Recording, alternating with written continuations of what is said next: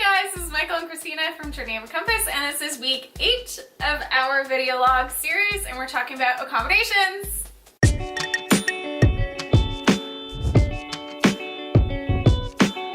Accommodations. We've been asked where we're going to be staying in different countries all over the world many times.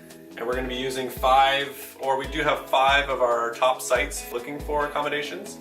The first one being Hostelworld.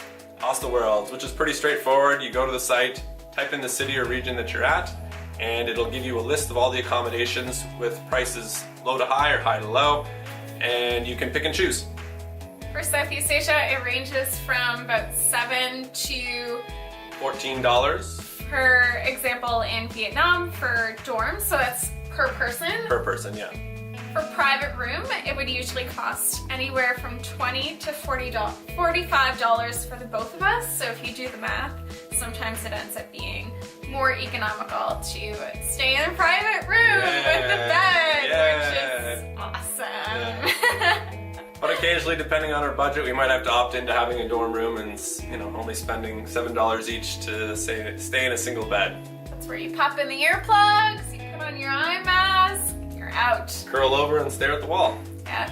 Staying in hostels is our first choice because it allows us to get to know people that we travel with. It's a good way to meet people. Yeah, build community. Oftentimes we'll cook together, travel together, hang out together, so it's neat.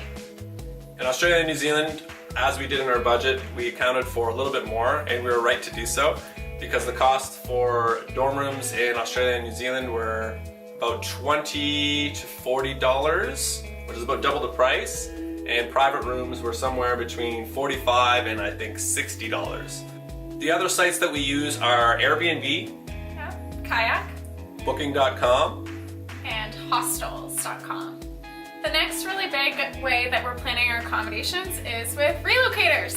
Relocators are in Australia and New Zealand only though. So typically what happens when people travel is they'll rent a vehicle, they'll go from point A to point B, and then they'll drop it off and fly home. So these companies will give you their vehicles for about $1 a day, as long as you pay for gas, bring the vehicle from point B back to point A so that they can rent it again. And these are often camper vans, they're RVs. And if it has a bed, then we have our accommodation covered. Saves a lot for the budget for other things like skydiving! Next on our accommodation list are free options. Free options are the best options. There are 4 free options that we're looking into. The first one being house sitting. The option is that some people will offer up their homes so that you can take care of their pets for a period of time. Sometimes it could be a couple weeks, sometimes it can be a couple months. Couch surfing is something that we're going to look into as well, which involves a community of people online who are like-minded and want to help out those that travel. They give up a couch or a spare room with the opportunity to meet these travelers and learn about their experiences and places that they're going to be going. WOOF is an organization for working on organic farms that is hosted throughout the world. It's something that I really want to try. Michael's not too keen about it. I'm interested. You've persuaded me. So it gives you the opportunity to stay with a family and on a farm for an extended amount of time. Obviously it is free labor, but what we get out of it is the experience as well as helping out a farm, potentially a family farm, while also getting free or very cheap accommodation. Friends and family, last but not least. We do have a few family related friends and also some friends that I met in Australia and New Zealand who would be willing to take us up for short periods at a time. So we don't know if they're willing yet. Some of them are. No, we've had like 4 people ask.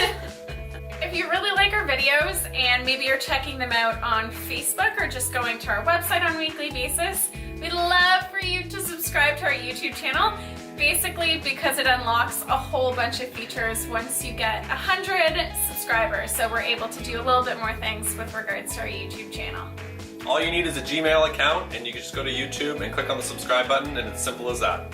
Thanks guys! Thank you, we'll see you next week. I'm gonna sneeze at you. Pineapples!